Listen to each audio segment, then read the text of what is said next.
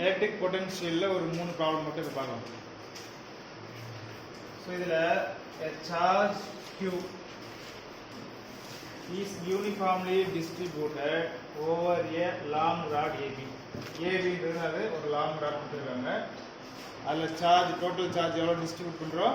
Q charge ஈவனாக இருக்குது. எப்படி இருக்குது? ஈவனாக ஒரே மாதிரி ஈவனாக டிஸ்ட்ரிபியூட் பண்ணுறோம்.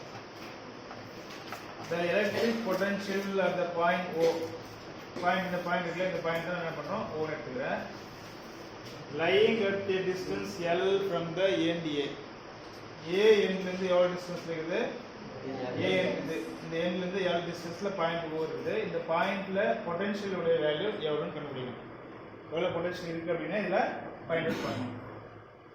இப்போ ஜென்ரலாக வந்து நமக்கு பொட்டன்ஷியல் கண்டுபிடிக்கிறதுக்கு ஃபார்முலா என்ன? ஒரு சார்ஜ் இருக்கும். அந்த சார்ஜிலிருந்து ஏதாவது ஒரு பாயிண்ட் எடுத்துட்டோம்னாக்க என்ன ஃபார்முலா யூஸ் பண்ணுவோம்? பொட்டன்ஷியலுக்கு KQ/R யூஸ் பண்ணுவோம். ஆனால் இங்கே சார்ஜ் வந்து ஒரே இடத்துல இல்லை. எப்படி இருக்குது? ஒரு ராட் வழியாக ஸ்ப்ரெட் ஆகுது, ஒரு பர்டிகுலர் லென்த்துக்கு ஸ்ப்ரெட் ஆகுது.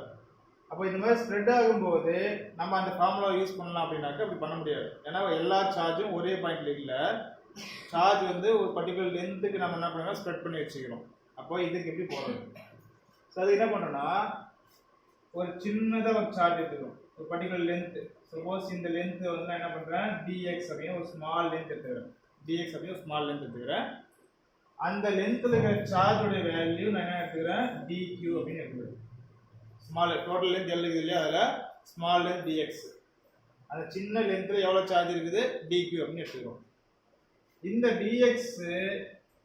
DXலேருந்து இந்த பாயிண்ட் எவ்வளோ டிஸ்டன்ஸ் இருக்குது எடுத்துக்கலாம்னாக்க X டிஸ்டன்ஸ் இருக்குன்னு எடுத்துக்கிறேன். எவ்வளோ டிஸ்டன்ஸ் இருக்குது? X டிஸ்டன்ஸ் இருக்குது. இப்போ இந்த சார்ஜுக்கு மட்டும் பொட்டன்ஷியல் வேல்யூ இது எப்படி இருக்குது? ஆக்சுவலாக ஸ்மால் சார்ஜ். அப்போ இந்த ஸ்மால் சார்ஜ்னால பாயிண்ட் ஓவில் இருக்கக்கூடிய பொட்டன்ஷியல் ஸ்மால் பொட்டன்ஷியல் DV அப்படின்னு எடுத்துக்கலாம். ஏன்னா சார்ஜ் கம்மியாக இருக்குது, ரொம்ப அதிகமாக இல்லை. மொத்த சார்ஜ் எடுக்கலாம், நம்ம கம்மியாக எடுத்துக்கிறோம். அப்போ DQ சார்ஜுக்கு எவ்வளோ பொட்டன்ஷியல்? DV அப்படின்னு எடுத்துக்கிறேன். இப்போ ஃபார்முலா என்ன நமக்கு? இப்போ இந்த சார்ஜ் மட்டும் ஃபார்முலா என்ன வரும்? இப்போ இந்த சார்ஜ் மட்டும் எடுத்துக்கிறோம், இது மட்டும் தான் எடுத்துக்கிறோம், மற்ற சார்ஜ் நம்ம கன்சிடர் பண்ணல. அப்போ இந்த சார்ஜ் இங்கே இருக்குது. இந்த சார்ஜ் வந்து எவ்வளோ பாயிண்ட்? X தொலைவில் ஒரு பாயிண்ட் எடுத்துக்கிறேன். அந்த பாயிண்ட்ல பொட்டன்ஷியல் எவ்வளோ? DV. இப்போ இதுக்கு ஃபார்முலா சொல்லி பார்க்கலாம். DV is equal to KQ/R not KDQ divided by R value ஆகுங்க X. இது கரெக்ட்டா? Potential formula KQ/R. K எடுத்துக்கிறோம், Q சார்ஜ் எவ்வளோ? DQ, டிஸ்டன்ஸ் எவ்வளோ? X. இப்போ DQ உடைய வேல்யூ எவ்வளோன்னு எனக்கு தெரியாது, அது எப்படி கண்டுபிடிக்கிறது? இப்போ டோட்டல் சார்ஜ் எவ்வளோ? Q. எவ்வளோ லென்த்துக்கு? L லென்த்துக்கு நம்ம என்ன பண்ணுறோம்? ஈவனாக டிஸ்ட்ரிபியூட் பண்ணிக்கிறோம். டோட்டல் சார்ஜ் எவ்வளோ இருக்குது? இது மொத்தமாக எவ்வளோ சார்ஜ்? Q சார்ஜ் இருக்குது. எவ்வளோ லென்த்துக்கு இருக்குது?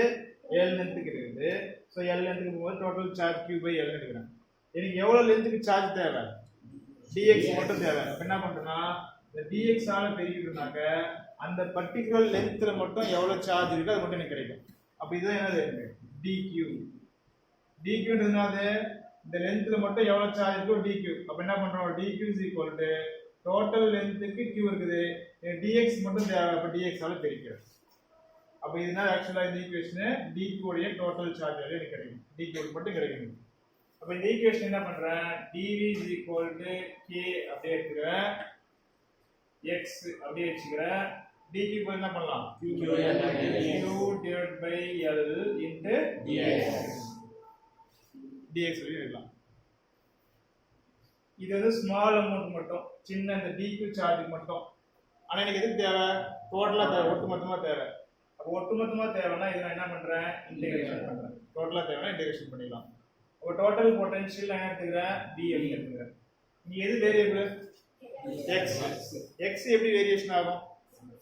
Xன்றதுனால ஆக்சுவலாக சார்ஜுக்கும் பாயிண்ட்டுக்கும் இடைப்பட்ட டிஸ்டன்ஸ் இல்லையா? சப்போஸ் சார்ஜ் இங்கே இருக்குன்னு வச்சுக்கோமே, டிஸ்டன்ஸ் வேல்யூ எவ்வளோ? L. சப்போஸ் சார்ஜ் இங்கே இருந்துச்சுனாக்கா டிஸ்டன்ஸ் வேல்யூ எவ்வளோ? 2L. இங்கே இருந்துச்சுனாக்கா டிஸ்டன்ஸ் வேல்யூ L. இங்கே இருந்தால் டிஸ்டன்ஸ் வேல்யூ எவ்வளோ? இதோட L, இதோட L மொத்தம் 2L. அப்போ மினிமம் வேல்யூ எவ்வளோ L, மேக்ஸிமம் வேல்யூ எவ்வளோ? அப்போ லோயர் லிமிட்ல L ன்னு போடுறோம், அப்பர் லிமிட்ல x அப்படிதான் வேரியேஷன் ஆகுது. L இருந்து 2L வரைக்கும் வேரியேஷன் ஆகும். இப்போ எது constant? K Q L constant வெளியேற்றுறோம். K Q L கான்ஸ்டன்ட் வெளியேற்றுற integration dx divided by x lower limit L upper limit L 1/x integration பண்ணா கிடைக்கும் 1/x இன்டகிரேஷன் பண்ணா கிடைக்கும் log x. சோ என்ன பண்றோம்? kq divided by L 1/x integration பண்ணும்போது ln x log x பதிலா நம்ம ln போடுறோம். இன்டகிரேஷன் போட ln தான் கிடைக்கும் நமக்கு. So ln x lower limit L upper limit L. அப்ப இங்க என்ன எழுதுறது? So potential V is equal to K Q divided by L அப்படியே வச்சுக்கிறோம். அடுத்து என்ன பண்ணோம்? lower upper limit first போடணும், lower limit அடுத்து போடுறோம். So log ln 2L இங்க என்ன வரும்? minus ln L. log A minus log B formula என்ன? இது A எடுத்துக்கோ. log A minus log B formula என்ன? log A by B. log A by B போட்டா வரும் ln 2L by L போட்டா வரும் L கேன்சல் ஆச்சுனா 2 மட்டும் வரும். அப்ப ஈக்குவேஷன் எப்படி மாறுது? V is equal to KQ by L. இந்த இடத்துல என்ன வரும்? ln 2 மட்டும் எடுத்துக்கிறோம். ஏன்னா 2L by L வரும், A by B ஃபார்முலா வரதுனால L கேன்சல் ஆச்சுனா ln 2 மட்டும் கிடைக்கும்.